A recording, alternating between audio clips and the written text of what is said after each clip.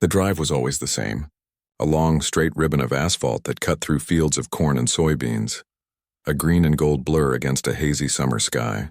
For Alara, it was a journey back in time, not just in miles, but in mindset. Her city life, a whirlwind of deadlines, coffee dates, and the constant silent hum of ambition, felt a world away from the destination she was approaching. The closer she got, the more the notifications on her phone seemed to fade in importance, replaced by a familiar, quiet dread that settled in her stomach. She loved her father, she truly did, but these visits were a chore, a necessary, guilt-driven pilgrimage to a world that moved at a glacial pace. She turned onto the gravel driveway, the crunch of the tires under her car, the only sound that broke the heavy stillness. The house stood as it always had, a small white clapboard structure with a sagging porch and a roof that was in constant need of repair. Her father, Arthur, was a retired mechanic, a man who could fix a combustion engine with a piece of wire and a prayer, but couldn't be bothered to patch a leak in his own ceiling. He was sitting on his usual wicker chair on the porch waiting for her, as he always was. He didn't wave, just offered a slow, deliberate nod as she parked the car. He was a man made of simple, sturdy parts. His frame was solid, built from years of heaving wrenches and engine blocks. His face was a roadmap of his life, with deep lines etched around his pale blue eyes from squinting at schematics and into the sun. Even in his cleanest shirt, a faint scent of motor oil clung to him, a perfume of his life's work. He rose slowly as she got out of the car, his joints stiff with age. "Made good time," he said, his voice a low, gravelly rumble. It wasn't a question, but a statement. "The traffic was light," Alara replied, forcing a smile that didn't quite reach her eyes. She hugged him, a brief, awkward embrace. He felt like a block of granite, unyielding and solid. She pulled back, holding up a bakery box. "Brought you some donuts." He took the box, his hands calloused and rough. "That's thoughtful. Your favorite's still the jelly-filled?" he asked, already knowing the answer. "You know it is," she said, though she hadn't eaten a jelly-filled donut in years. They went inside. The house was a time capsule. The same floral wallpaper, faded to a ghostly pink, peeled at the edges of the living room. The television, a bulky box from a bygone era, sat on a stand with a doily draped over it. The air was thick with the smell of old wood, dust, and something else, something uniquely her father. It was the smell of quiet, of unchanging routine. It was a smell that made Alara feel itchy and restless. Their conversation followed its predictable path. They talked about the weather, a topic that could sustain them for a solid 10 minutes. They talked about her car, with Arthur insisting she check the transmission fluid even though she had just told him it had been serviced last month. They talked about a neighbor's dog that had gotten loose. Every word was practical, grounded in the physical world. There was no room for abstraction, for dreams, for the kind of talk that filled Alara's days in the city. "How's work?" he asked, his gaze fixed on the coffee pot he was filling. "It's good," she said, her phone buzzing in her pocket. She resisted the urge to pull it out. "Busy, we're launching a new campaign. It's a lot of late nights." He nodded slowly, pouring the coffee into 2 chipped mugs. "That's what they pay you for, I suppose. Hard work never hurt anyone." Alara knew he meant it as a comfort, a piece of old-world wisdom, but to her it sounded like a judgment against her world of marketing strategies and digital analytics, a world he couldn't comprehend and therefore didn't fully trust. She sipped her coffee, the bitter taste a welcome distraction. She found herself looking at the clock on the wall, its hands crawling around the pale face. How long did she have to stay before it was polite to leave? After a while, Arthur gestured towards a dusty photo album on the bookshelf. "Pulled this out the other day. Found a picture I thought you'd like." He opened it to a page, his thick fingers surprisingly gentle as he pointed to a faded photograph. It was a little girl with pigtails sitting on a swing set, her face split into a wide, gap-toothed grin. "Remember that day?" he asked, his voice softer than she'd heard it all afternoon. "You were so determined to swing higher than the boys. You fell off, scraped your knee up something awful, cried for 5 minutes straight, then got right back on." Alara looked at the picture, at the happy, fearless child she used to be. A pang of nostalgia hit her, sharp and unexpected. "I remember," she said quietly. "You gave me a popsicle to make me feel better." "A cherry one," he said, a faint smile touching his lips. It was the only thing that would stop the tears. For a moment, the distance between them shrank. She saw not just the old quiet man in front of her, but the father who had always been there, a steady presence in the background of her childhood. But the moment was fleeting. Her phone buzzed again, a more insistent vibration this time. It was a text from her boss. The campaign needed a revision. Immediately, the spell was broken. The world she had left behind came rushing back in, loud and demanding. "I should probably check this," she mumbled, pulling out her phone. The glow of the screen lit up her face, casting a shadow over the faded photograph. Arthur watched her for a long second, his expression unreadable. He slowly closed the album. "Well," he said, his voice back to its normal, neutral tone. "Don't let me keep you from your work." The rest of the visit passed in a blur of distracted nods and one-sided conversations. Alara was only half there, her mind already back in the city, crafting emails and solving problems. When she finally said she had to go, Arthur just nodded as if he had been expecting it all along. He walked her to the door, not saying anything. He didn't ask when she would visit again. He just stood on the porch as she got in her car. She gave a final small wave before pulling out onto the road. In her rearview mirror, she saw his figure grow smaller and smaller. He wasn't waving back. He was just standing there, a solitary silhouette against the white of the house, watching her leave. He stood there long after she turned the corner, long after her car was out of sight, his hands shoved deep into his pockets, his gaze fixed on the empty road.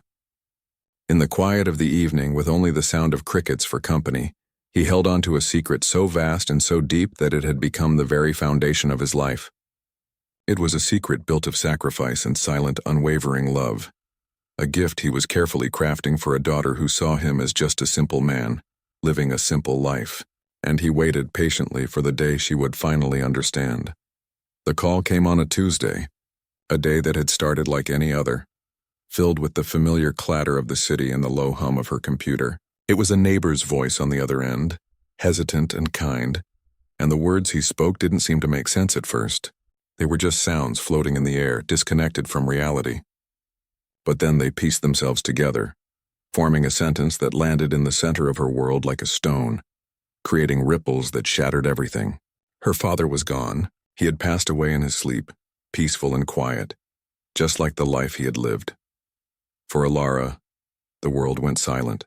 The noise of the traffic outside her window, the chatter from the office kitchen, the ringing of another phone, it all faded into a dull, distant roar. She felt a strange detachment, as if she were watching a movie of her own life. The next few days were a blur of automatic motions. She chose a black dress she hated, made phone calls she couldn't remember, and nodded at faces she barely recognized. The funeral was a haze of cloying flowers and hushed, sympathetic voices. People patted her arm and said things like, "He was a good man," and "He's in a better place now." She knew they meant well, but the words felt hollow, like props in a play she hadn't agreed to be in. She saw her father's face in the framed photo by the casket, that same gentle, unreadable expression she had seen 100 times before, and a wave of something cold and sharp washed over her. It was guilt. A deep, gnawing guilt for all the times she had been impatient, for all the calls she had put off, for the distance she had so carefully cultivated between his world and hers. A week later, she found herself driving down that same familiar ribbon of asphalt. The trip was different now. The impatience was gone, replaced by a heavy, leaden sorrow.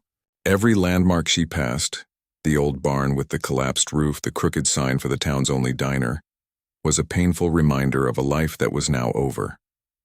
When she pulled into the gravel driveway, the crunch of the tires sounded like a final, crushing blow.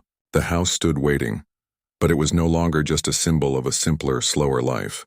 It was a tomb, filled with the ghost of a man she was just beginning to realize she never truly knew. She let herself in with the key he had always kept under the ceramic frog by the door. The air inside was stale and heavy, thick with the scent of dust and absence. The silence was the loudest thing she had ever heard. It pressed in on her from all sides, a physical presence that made it hard to breathe. For a long time, she just stood in the doorway, her eyes scanning the room. The floral wallpaper, the old television, the worn-out armchair with a permanent indentation on the cushion. Everything was exactly as it had been. But now it all felt like an exhibit in a museum, a collection of artifacts from a life that had ended.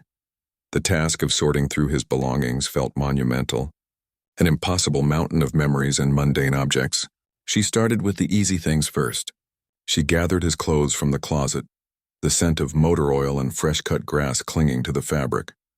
She folded his worn-out flannel shirts, the soft material a painful reminder of the hugs she had so often taken for granted. She found his favorite coffee mug chipped and stained, and her throat tightened. She remembered him sitting at the kitchen table, cradling that mug every morning, a silent sentinel starting his day. Each object was a tiny stab to the heart, a small, sharp piece of a puzzle she could no longer assemble. Days bled into one another. The routine became a strange sort of comfort. She would wake up, make a pot of coffee she could never finish, and begin the slow, methodical process of packing up her father's life. She sorted through his tools in the garage, each wrench and screwdriver a testament to a lifetime of hard work. She found old photo albums filled with pictures of a smiling, gap-toothed girl she barely recognized, always in the arms of a younger, stronger version of the man she had just lost. With every photo, with every memory, the weight of her regret grew heavier. Finally, there was only one room left, his bedroom. It was the most private space in the house, the place where he had been most himself. Entering it felt like a violation, a trespass into a sacred sanctuary. The bed was neatly made, the quilt pulled tight just as he had left it. His worn-out Bible lay on the nightstand next to a glass of water and a small reading lamp. She avoided the nightstand for as long as she could, focusing on the closet and the dresser drawers. But eventually, there was nowhere left to turn. She knelt on the floor beside the bed, her heart pounding a slow, heavy rhythm against her ribs.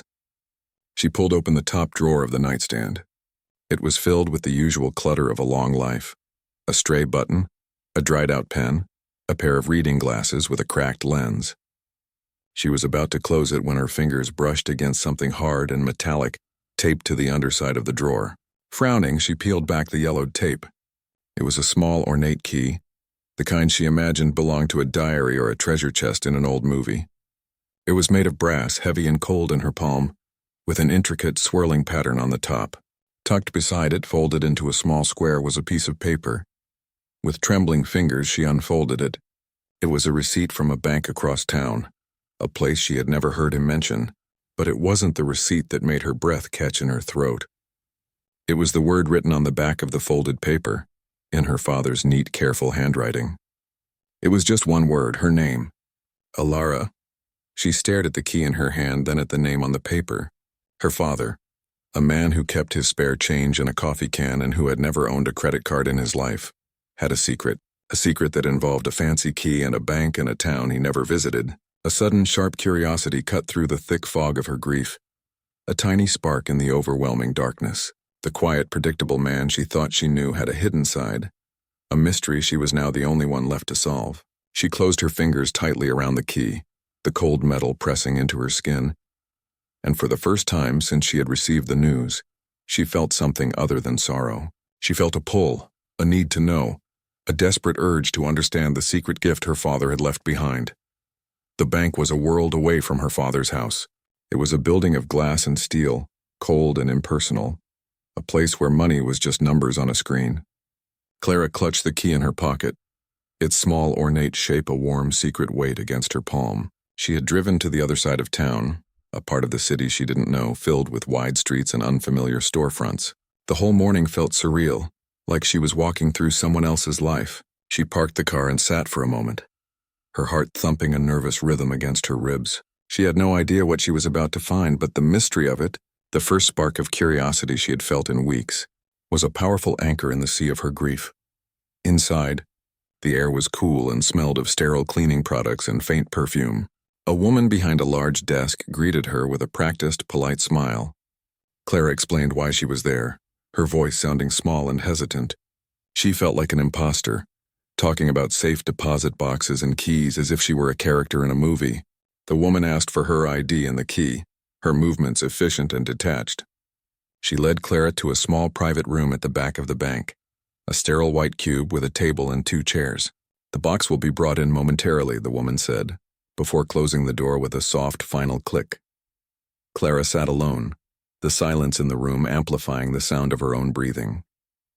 A few minutes later, another employee, a man in a crisp suit, entered with a heavy metal box. He placed it on the table with a solid thud, unlocked it with a master key, and then left her alone again. There it was, a plain gray metal box about the size of a shoebox. It looked so ordinary, so unremarkable, and yet it held the secret her father had kept for a lifetime. Her hands trembled slightly as she reached for the ornate key. It slid into the lock with surprising ease. She turned it, and a soft, satisfying click echoed in the quiet room. She lifted the lid.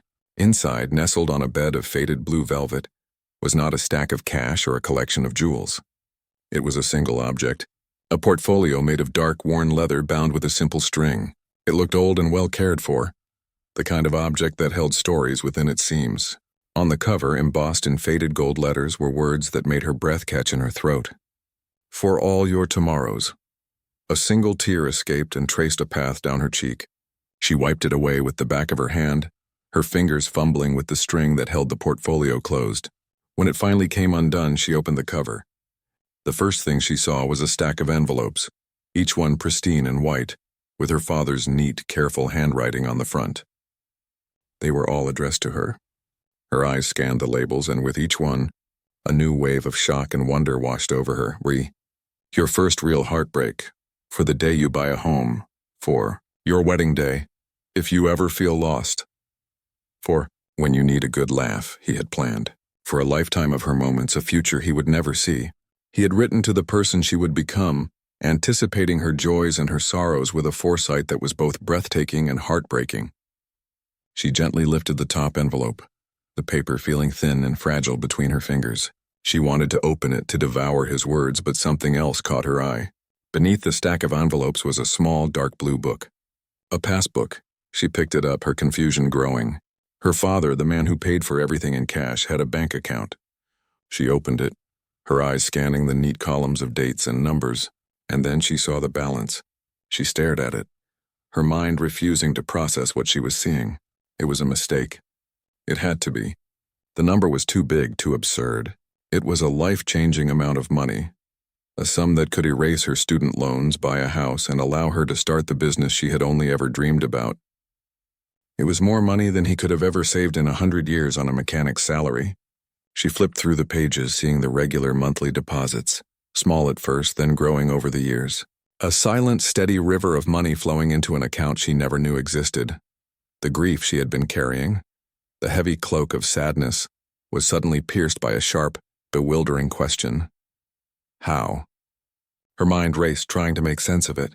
Did he win the lottery? Did he inherit money? It didn't make sense. He was a simple man. He lived a simple life. This was the life of a stranger. Her hands shaking, she set the passbook aside and reached for the first envelope on the stack, the one on top. It was labeled, "For when I'm gone." With a deep, unsteady breath, she slid her finger under the flap and pulled out the letter. The paper was the same heavy, cream-colored stock as the envelopes, and his handwriting filled the page, steady and sure. "My dearest Clara," it began, "if you are reading this, it means I am no longer there to pester you about checking your tire pressure. I hope you are not sad, but I know you probably are. You always had a big heart, just like your mother. I am writing this letter not to say goodbye, but to say thank you. Thank you for letting me be your father. It was the greatest privilege of my life." She had to stop, her vision blurred by tears. She took a deep breath and continued, "I want you to know how proud I am of you, not just of the job you have or the person you've become, but of the little girl with the scraped knee who got right back on the swing. I am proud of your strength, your kindness, and the fire I see in your eyes when you talk about your dreams. I may not have always understood your world, but I always understood you. I always believed in you." The letter went on, not mentioning the money, not explaining the secret. It was just a father's love poured out onto a page. It was a collection of memories, of small moments she had forgotten and observations about her character that she never knew he had seen. He wrote about the time she had given her lunch money to a homeless man, and the time she had stayed up all night to help a friend study for an exam. He saw her. He had always seen her clearly and completely, even when she felt like a distant blur in his life. She finished the letter and held it to her chest, the paper crumpling in her fist. The sobs she had been holding back for weeks finally broke free, loud and ragged in the quiet room. They were not just tears of grief for the man she had lost. They were tears of overwhelming, earth-shattering love for the man she was just now discovering. The gift wasn't the money in the passbook. It was this. It was the proof of a love so deep and so profound that it had reached across the years to provide for a future he would never see. It was a love that was quiet, steady, and relentless, a love that had been hiding in plain sight all along. She gathered the portfolio and the passbook into her arms, holding them like a treasure. As she walked out of the bank and into the bright afternoon sun, the world looked different.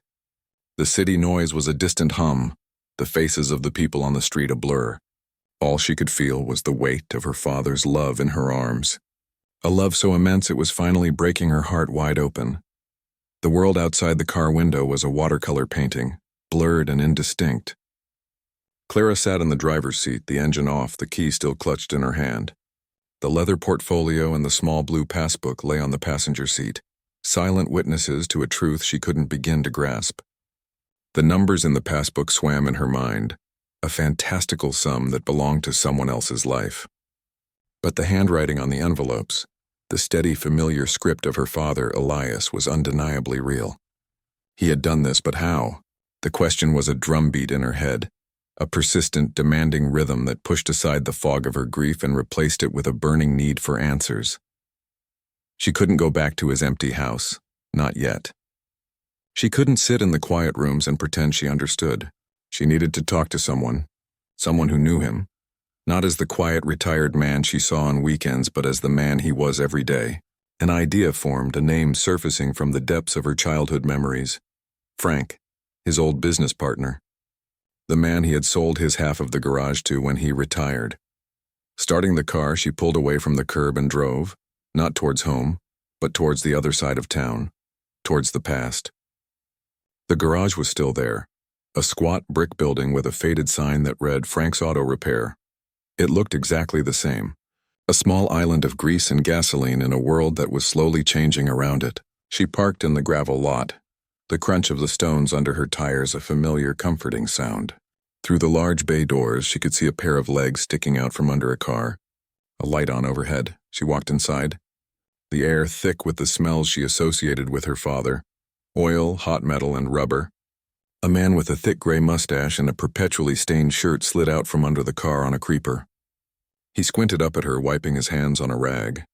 It was Frank. He looked older, more worn than she remembered, but his eyes were the same, kind and intelligent. "Clara," he said, his voice raspy. He sat up, a look of genuine concern on his face. "What are you doing here?" "I heard about your dad. I'm real sorry, honey. He was a good man. The best." "Thank you, Frank," she said, her voice barely a whisper. She felt a lump form in her throat, the sympathy in his eyes almost too much to bear. He stood up, gesturing towards a small, cluttered office in the corner. "Come on in. Can I get you a soda or something?" She shook her head, following him into the tiny office. It was filled with overflowing file cabinets, dusty calendars, and stacks of invoices. She sat in a rickety chair, the portfolio and passbook in her lap. She didn't know how to begin. How do you ask a question that feels insane? "Frank," she started, then stopped. She took a deep breath and tried again. "I found something. At the house. A bank account, and there's a lot of money in it. More than he could have ever saved." She looked at him, her eyes pleading. "I don't understand. Did he win the lottery? Did he inherit something I didn't know about?" Frank's brow furrowed in confusion. He took off his reading glasses and cleaned them with his shirt, a gesture that bought him a few moments to think. "A lot of money? Clara, your dad was the most frugal man I ever knew. He saved every penny he ever made, but a lot of money. I don't know what you're talking about." He looked at the passbook in her hands, and his expression softened with a dawning, sad understanding. He let out a long, slow sigh, the sound of a man carrying a heavy weight. "Oh, Elias," he murmured, shaking his head. "You old fool. What?" Clara asked, leaning forward. "What is it?" Frank looked at her, his eyes filled with a pity that was both gentle and devastating. "When your dad sold me his share of the garage, he told me he was retiring. And he did, from here, from being a mechanic. But he didn't stop working, Clara. He couldn't." He paused, choosing his words carefully. "He got another job. A job he never told you about. A job he never told anyone about, really. He was ashamed of it, I think. Not because it was bad work, but because he didn't want you to see him like that." "Like what?" she whispered, her heart starting to pound against her ribs. "He took the night shift at the old textile factory on the edge of town," Frank said, his voice low. As a janitor. The words hung in the air between them, heavy and unbelievable. A janitor. Her father, a master mechanic, a man who could diagnose an engine problem just by listening to it, was mopping floors and cleaning toilets in the middle of the night. The image was so foreign, so completely at odds with the man she thought she knew, that her mind struggled to accept it. I don't understand, she stammered. Why would he do that? Frank leaned forward, his elbows on the cluttered desk. Because it paid Clara. Not a lot, but it was a steady paycheck he didn't have to spend. Every single cent he made there, for 15 years, went into that account. He'd show up here sometimes in the morning, just as I was opening up. He'd look exhausted, worn down to the nub. I'd offer him a coffee, ask him if he wanted to talk. He'd just wave me off and say he was fine. But he wasn't fine. He was killing himself slowly, night after night. 15 years. The number echoed in her mind. All those times she had visited, all those times she had seen him looking a little tired, a little quieter than usual, she had dismissed it as just old age. She had been impatient, eager to get back to her own life. She never once stopped to wonder what he did with his days, what he did with his nights. He did it for you, Frank said, his voice cracking with emotion. He never said it in so many words, but I knew. He'd talk about you, you know, about your job in the city, about your big plans. He was so proud of you, he'd bust his buttons. He wanted you to have a life he couldn't give you. A life without worrying about a thing. He wanted to build you a safety net, a fortress made of money so you could fly without ever being afraid of falling. That was his gift, Clara. The gift of his own life, given in secret, one night at a time. Clara looked down at the passbook in her hands. The neat rows of numbers were no longer just numbers. They were a ledger of sacrifice. Each deposit was a night of lost sleep. Each zero was an hour he spent scrubbing floors while she was out with friends or curled up in her comfortable apartment. The money wasn't a windfall. It was a price paid in exhaustion and solitude, in the quiet dignity of a man who loved his daughter more than he loved his own pride. She stood up, her legs feeling unsteady. "Thank you, Frank," she managed to say, her voice choked with tears. "Thank you for telling me." She walked out of the garage, the bright afternoon sun feeling harsh and unforgiving. She got into her car and drove, not knowing where she was going.